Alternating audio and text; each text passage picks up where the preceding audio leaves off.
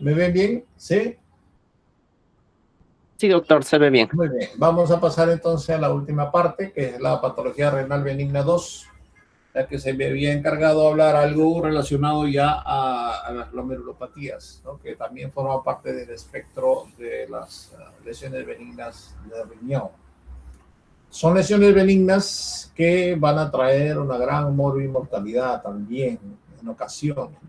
Entonces tenemos muchos pacientes con patología glomerular. Y para hablar de patología glomerular o enfermedades glomerulares, tenemos que dividirlas en dos grandes grupos, las primarias y las secundarias. Las primarias de causa desconocida o de origen desconocido, generalmente, o que tiene un trasfondo no sistémico, y las secundarias que obedecen a una patología sistémica, ¿no? Y el riñón formaría parte de todo este contexto general. Dentro de las glomerulopatías primarias, vamos a hablar primero de las que producen síndrome nefrótico. Acuérdense que los nefrólogos pueden diferenciar las glomerulopatías en base a los dos grandes síndromes nefrológicos, y así es como los patólogos también tenemos que identificar estas patologías. Hablamos de síndrome nefrítico o de síndrome nefrótico. Si es que hay una proteinuria en más de 3,5 gramos en orina en 24 horas, hablamos de un síndrome nefrótico. Generalmente se acompaña de edema marcado, de lipiduria, hablamos de hipoalbuminuria, pero no hablamos de hipertensión ni de hematuria, ¿no? Lo que diferencia el síndrome nefrítico. ¿Por qué es importante hablar de síndrome nefrótico y nefrítico? Porque diferentes entidades morfológicas van a producir los síndromes nefróticos, mientras que otras patologías morfológicamente diferentes van a producir los síndromes nefríticos, y es un parámetro que nos permite ya sospechar qué morfología podemos identificar en cada caso. En el caso del síndrome nefrótico por proteinuria importante, hablamos de la enfermedad por cambios mínimos. Es una patología que se presenta mucho en edad pediátrica. Los niños con proteinuria y síndrome nefrótico generalmente tienen como diagnóstico clínico enfermedad por cambios mínimos. El nefrólogo pediatra no biopsia estos casos, no se hace biopsia de una enfermedad por cambios mínimos. Se le da tratamiento con corticoides. Si responde al tratamiento, simplemente se le sigue clínicamente, no se llega a la biopsia. Solamente se biopsia cuando el paciente no responde a los corticoides. Entonces podemos hablar de una enfermedad diferente a los cambios mínimos glomerulares. Pero, ¿qué son los cambios mínimos glomerulares? Los cambios mínimos son aquellos en los que el glomérulo parece tener una estructura normal al microscopio de luz, al microscopio óptico. Sin embargo, tiene síndrome nefrótico. Entonces, algo está fallando que no lo podemos ver. En estos casos, incluso hasta 10% de los glomérulos esclerosados pueden verse en condiciones normales con la edad. Si es que vamos a ver un cambio mínimo en un adulto, tenemos que tener en cuenta este dato, que un adulto en condiciones normales puede tener hasta un 10% de glomérulos esclerosados. Incluso hay fórmulas para calcular los glomérulos esclerosados que va a tener el adulto de forma fisiológica. Por ejemplo, un paciente de 80 años, ¿cuántos glomérulos esclerosados fisiológicamente debemos encontrar? Generalmente es la edad entre 2, sería 40, menos 10, sería 30% de glomérulos esclerosados fisiológicamente en un adulto de 80 años. Quiere decir que si encontramos alguno de estos esclerosados no debemos asustarnos, porque es lo esperado fisiológicamente, y el resto de glomérulos van a tener una morfología normal. Esto sería un cambio mínimo, pero el cambio mínimo en el adulto es bastante raro, ¿no? Mucho más común es en el paciente pediátrico. Entonces, esta es la norma para calcular el número de glomérulos esclerosados. Un cambio mínimo en el paciente pediátrico generalmente va a mostrar un riñón como el que vemos acá, con plata metenamine, el número de células en condiciones normales, la cápsula de Bowman, espacio urinario, los capilares glomerulares, todo dentro del límite normal. Sin embargo, hay proteinuria, hay un síndrome nefrótico, entonces algo está pasando a nivel de podocitos. En el caso de cambios mínimos glomerulares, la inmunofluorescencia va a ser negativa. Sin embargo, ya podemos reconocer en la microscopía electrónica un marcado borramiento de los pedicelos con vaculización y transformación microvellosa de las células epiteliales viscerales. Esta patología, recordar, está relacionada con alteraciones de las citoquinas, lo cual provoca pues afectación de la permeabilidad glomerular, ¿no?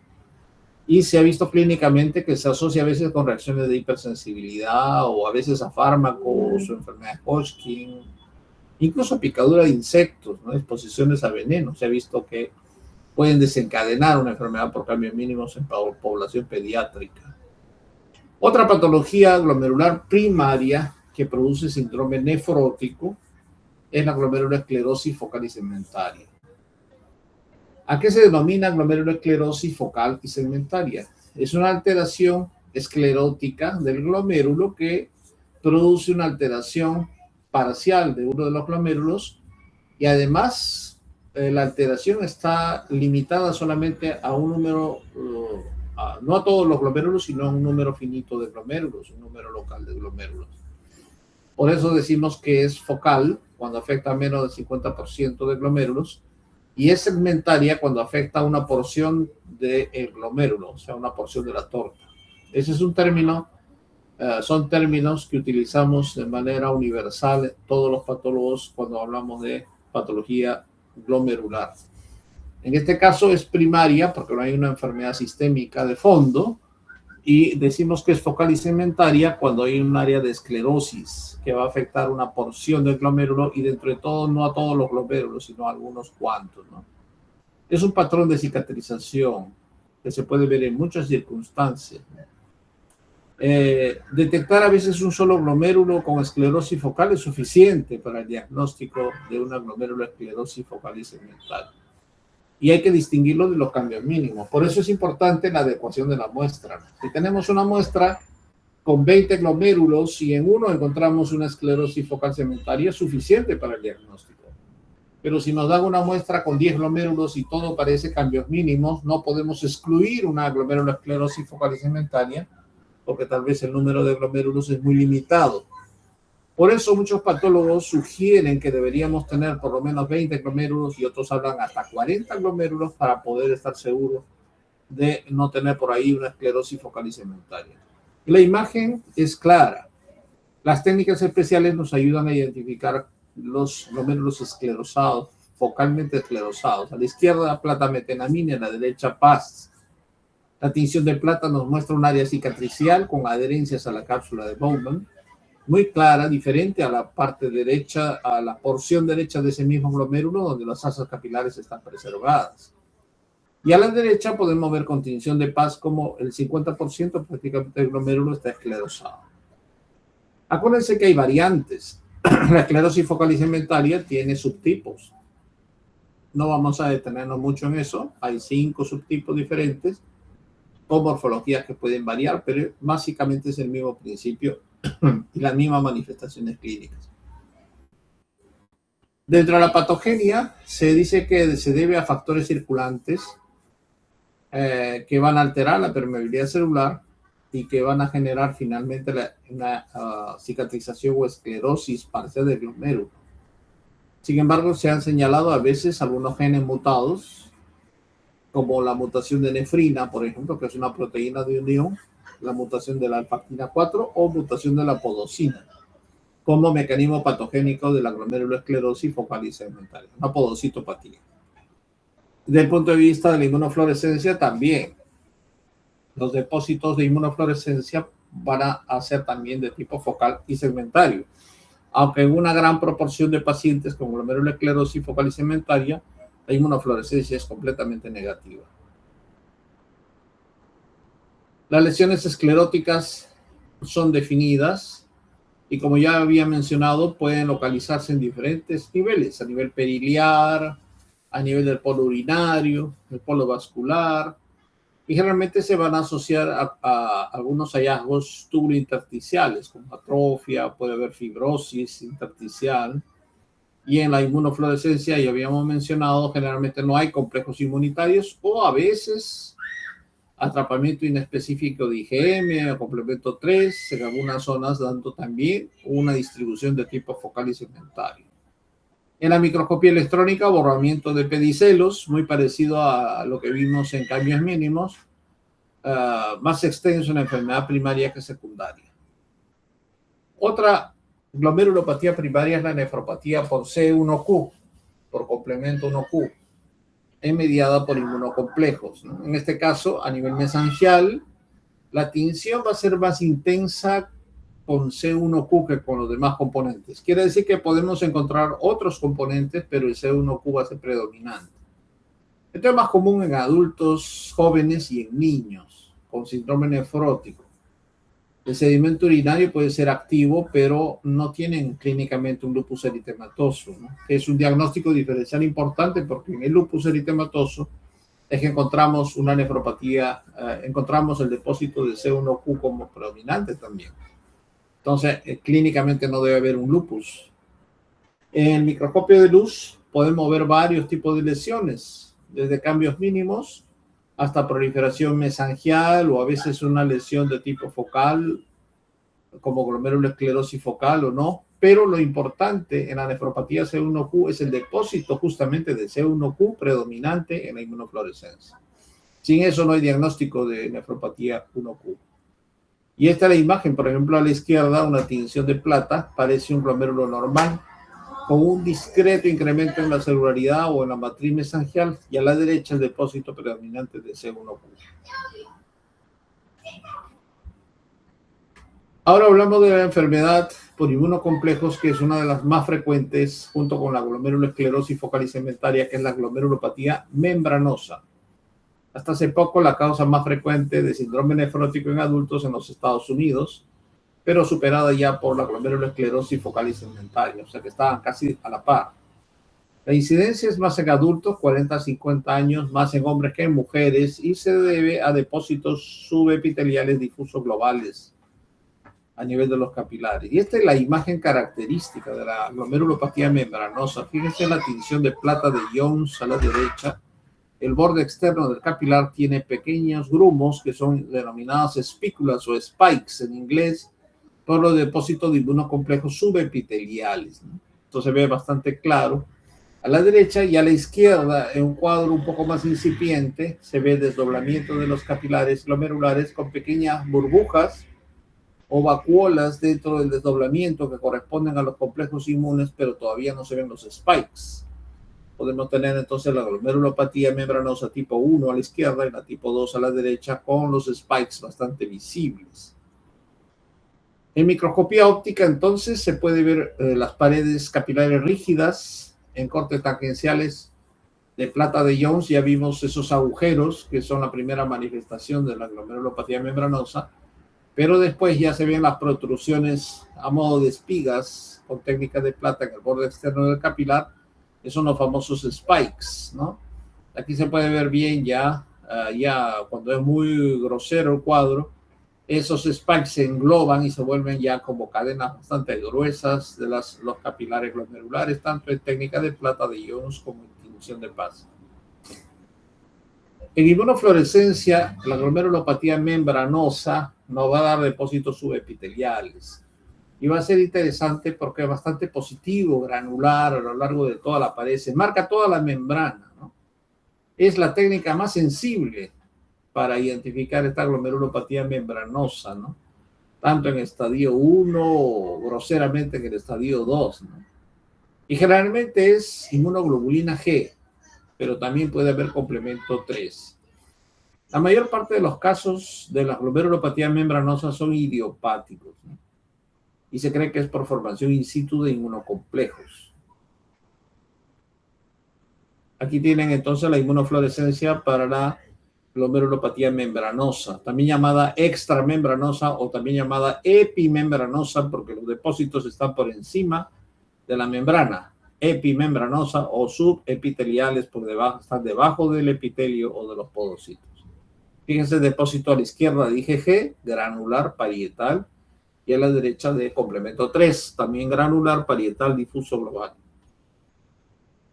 Otra patología primaria importante es la glomerulopatía membrano proliferativa. también llamada mesangio capilar, que también va a producir un síndrome nefrótico por inmunocomplejos, pero puede en ocasiones dar un síndrome nefrítico también. Es una combinación de nefrítico y nefrótico, a veces con hipocomplementemia.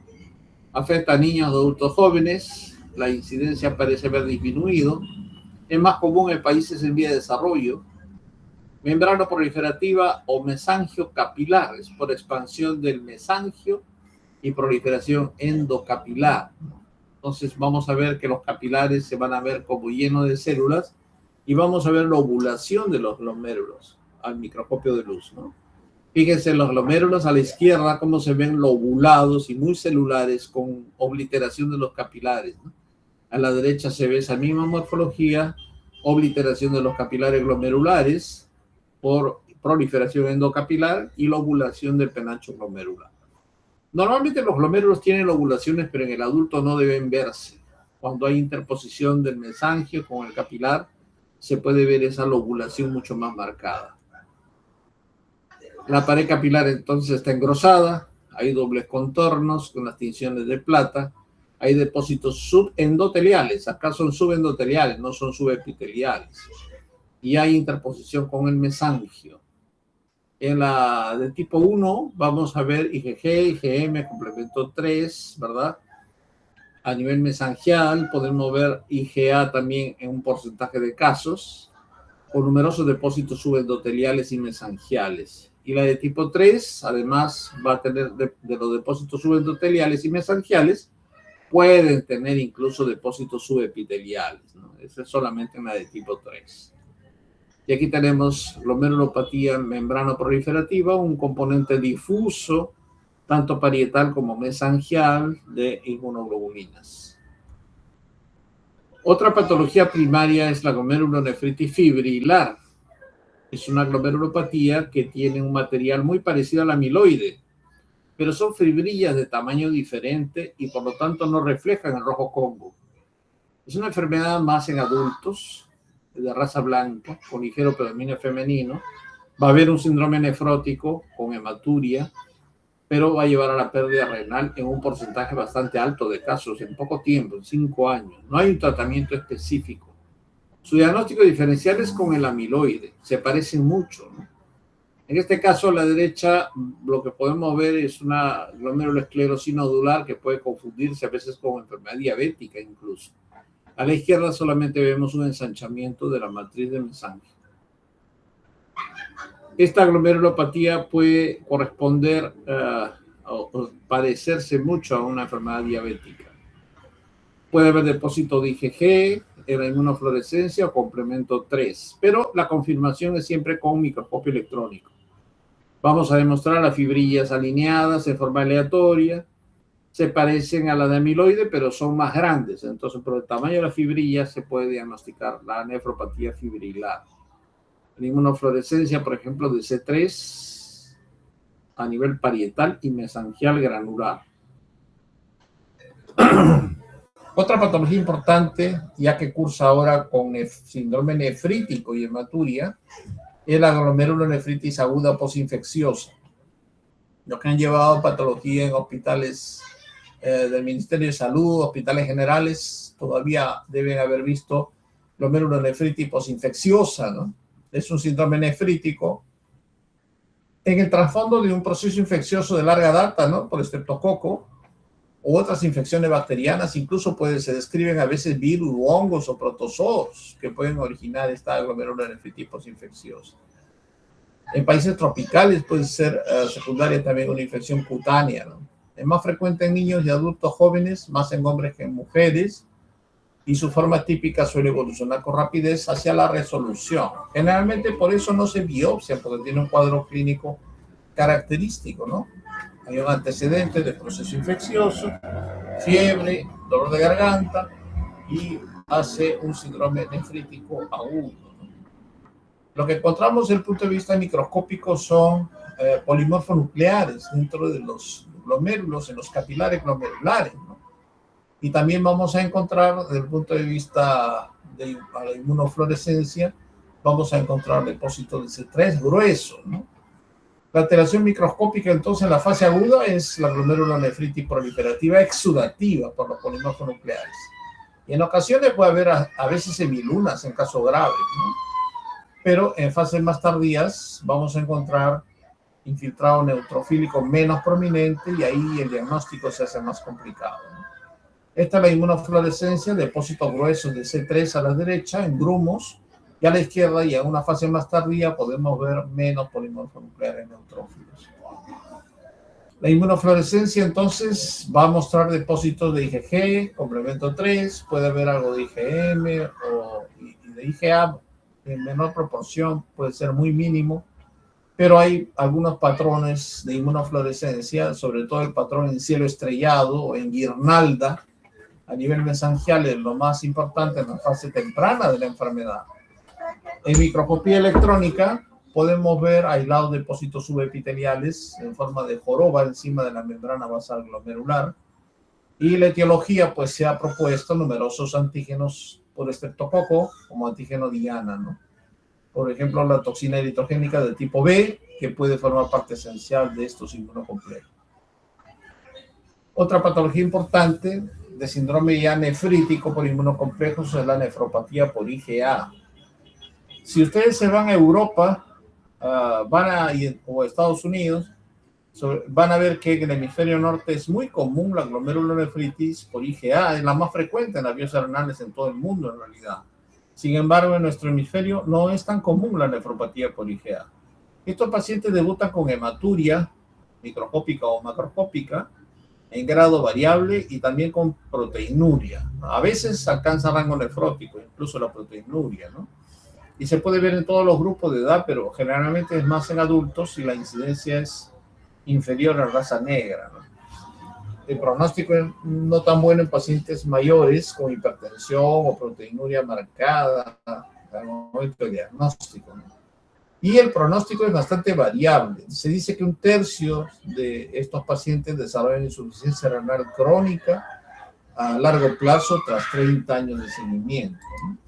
Esta es la imagen. Fíjense que solamente hay un incremento ligero de celularidad a nivel mesangial, acompañada, y a la derecha pueden ver, de un incremento en la matriz de mesangio con la tinción de paz. Se ve como un material rojizo en el mesangio. O sea, desde el punto de vista microscópico no llama mucho la atención. Sin embargo, ya en microscopía, digamos, en inmunofluorescencia, se puede ver el depósito predominante de IgA, ¿no?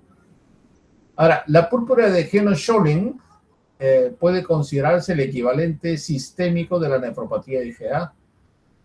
Son indistinguibles las lesiones renales, ¿no? Y la inmunofluorescencia va a dar depósitos de IgA difusos y globales, pero también podemos ver algo de C3 y C1q, pero no es tan intenso. Y en el microscopio electrónico veremos la zona de mesangio con el depósito de estos elementos, ¿no? La etiología es desconocida. Esta es la imagen de IgA, de inmunofluorescencia, depósitos granulares a nivel mesangial. Y finalmente, ya para ir terminando, hablamos de algunas glomerulopatías secundarias. Dentro de ella ya verdaderamente la amiloidosis, a diferencia de la fibrilar, estas son proteínas de tipo AA, generalmente la secundaria en países en desarrollo. Y también tenemos la forma primaria, o sea, la L, generalmente en nefropatía de tipo AL es menos común y generalmente va a depositarse en los vasos sanguíneos y en los glomérulos a nivel del mesangio como una masa rosada, pálida, que es fácil de reconocer o de sospechar desde el punto de vista histológico, pero que luego tenemos que utilizar el rojo Congo, aunque también podemos utilizar el microscopio electrónico para poder detectar el tamaño de las fibrillas, por ejemplo, en este caso 8 a 12 nanómetros de diámetro no ramificadas, para diferenciarlo de las fibrillas de la nefropatía fibrilar que son más grandes, ¿no? El rojo Congo todavía se utiliza como tinción positiva, la birefringencia verde manzana en luz polarizada. Aquí tenemos la imagen de material amiloide por inmunofluorescencia a la derecha y tenemos el rojo Congo a la izquierda en luz polarizada con ese brillo verde amarillento. La etiología o patogenia es variable. Hemos visto casos, por ejemplo, en pacientes que tienen años de artritis reumatoide o tuberculosis de larga data y que han desarrollado amiloidosis secundaria.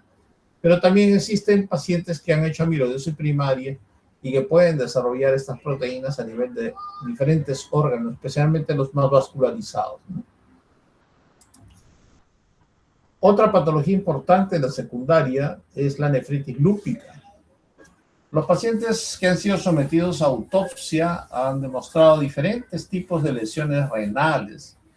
El riñón tal vez es uno de los órganos que más comúnmente se afecta en lupus, así como otros órganos vascularizados. Y va a depender mucho de la gravedad de la respuesta inmunitaria, las lesiones y la complicación. La nefritis lúpica puede imitar todo el espectro de la glomerulopatía que hemos visto hasta el momento, desde cambios mínimos, que sería la clase 1, muy parecido a lo que ya vimos, un glomérulo sin hipercelularidad, con un mesangio aparentemente normal, unas asas capilares no llamativas, hasta una nefritis lúpica clase 2, donde hay un incremento en la celularidad mesangial, nada más, y puede haber depósito de inmunocomplejos, a veces hematuria, proteinuria leves, pero no llega a la insuficiencia renal.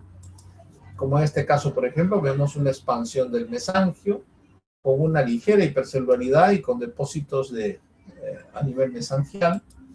Podemos ver la clase 3, que es una glomerulonefritis focal y segmentaria, como la que vimos al inicio, menos del 50% de glomérulos afectados. Y podemos ver en la inmunofluorescencia depósitos granulares y periféricos mesangiales de inmunoglobulinas.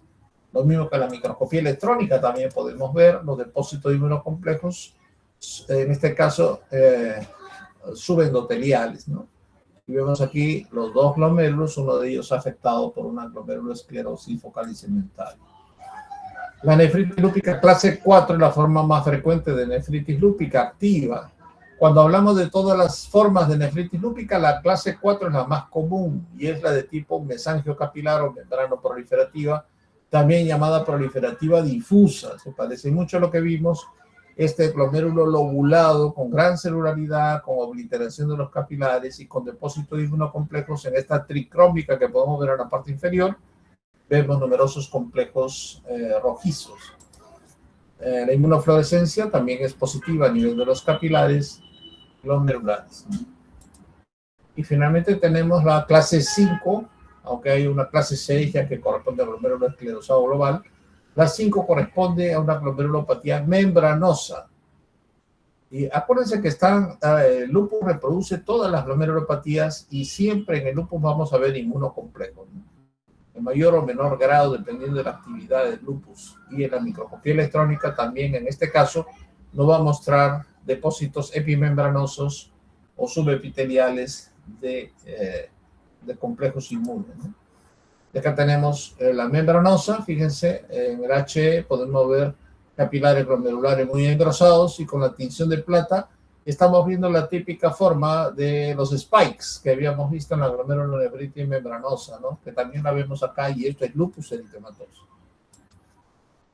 La clase 6 ya es la glomerulopatía terminal, o sea, los glomérulos están esclerosados globalmente, más allá de lo fisiológico, ¿no? Estamos hablando de una nefropatía lúpica grado 6, donde hay una esclerosis marcada de los glomérulos y puede haber colapso de los capilares glomerulares.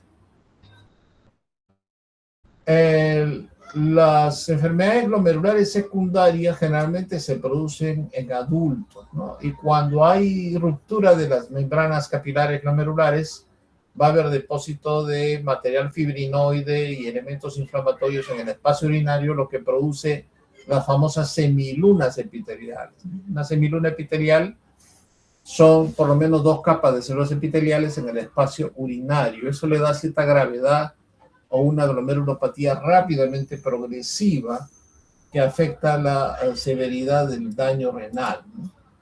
Entonces, hablamos de glomerulonefritis con síndrome nefrítico rápidamente progresivo de mecanismo no inmunitario que se denomina pausa inmune porque no hay anticuerpos. Y esto generalmente se produce en las vasculitis.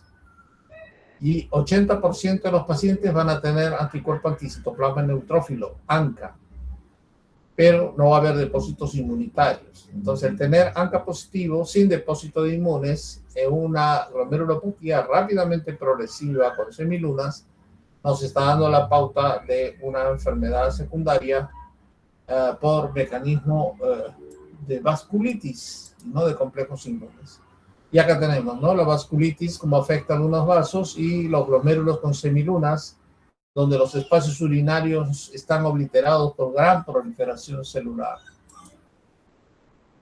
Y ya para concluir, el síndrome de Alport, como una entidad hereditaria de rasgo dominante asociado al cromosoma X, es la forma más frecuente del síndrome, se debe a la mutación del tipo 4 alfa 5 del colágeno, y la hematuria es la presentación inicial más importante de la enfermedad, ¿no? Más frecuente en varones, con hipoacusia, defectos oculares, puede haber desarrollado un síndrome nefrótico en el 30-40% de los casos. Sin embargo, la microscopía de luz puede mostrar alteraciones no muy marcadas y en inmunofluorescencia depósitos inespecíficos de IgM. Entonces, cuando hay hematuria, el paciente de estas características, siempre pensar en el síndrome de Alport. Aquí tenemos, por ejemplo, un glomérulo con pequeñas áreas de esclerosis focal, depósitos lineales a veces de alguno de los componentes, en este caso con hematuria.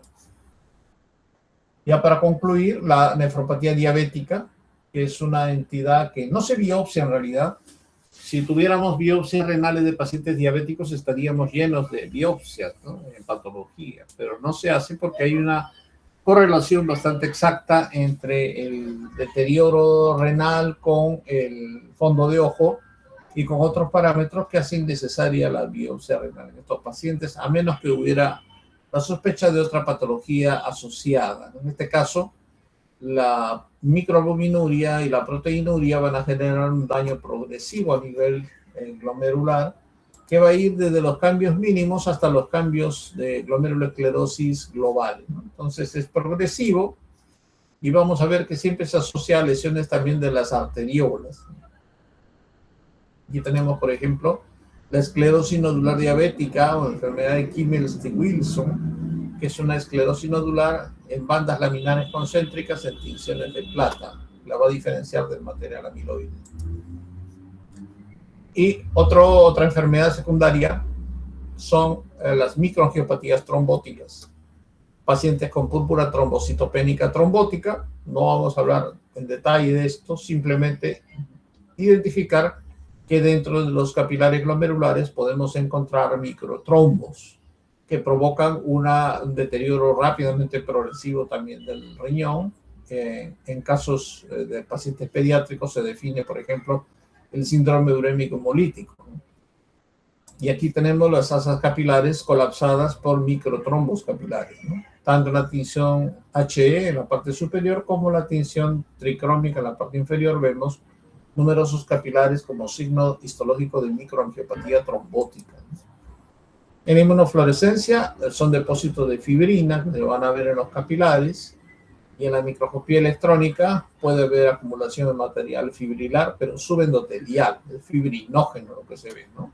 La asociación en los pacientes pediátricos con infección por Escherichia coli de la cepa O157, ¿verdad?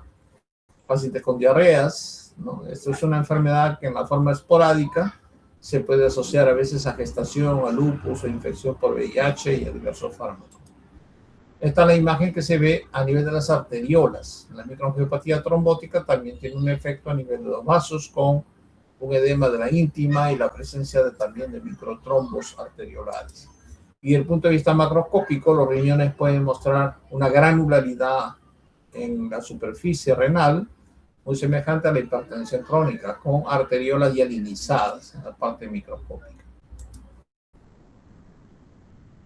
Ya por último tenemos la hipertensión arterial, como cuadro patológico va a generar, ya ustedes saben lo que significa hipertensión, pero va a generar a nivel renal un engrosamiento de las arteriolas, ¿no? En la hipertensión maligna, por ejemplo, tenemos este engrosamiento arteriolar en tela de cebolla y puede acompañarse de complicaciones como la microtrombosis por daño endotelial, ¿no?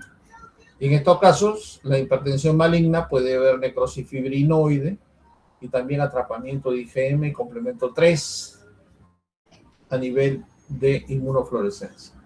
Bien, entonces hemos tratado de hacer un resumen muy apretado. Hay muchas patologías benignas renales, no se puede abarcar todas, especialmente las glomerulopatías primarias, secundarias, a veces ameritan todo un capítulo, pero hemos hecho una pincelada de los hallazgos más comunes y esperemos que, bueno, haya sido de utilidad. Si tuvieran alguna pregunta, ¿preguntas?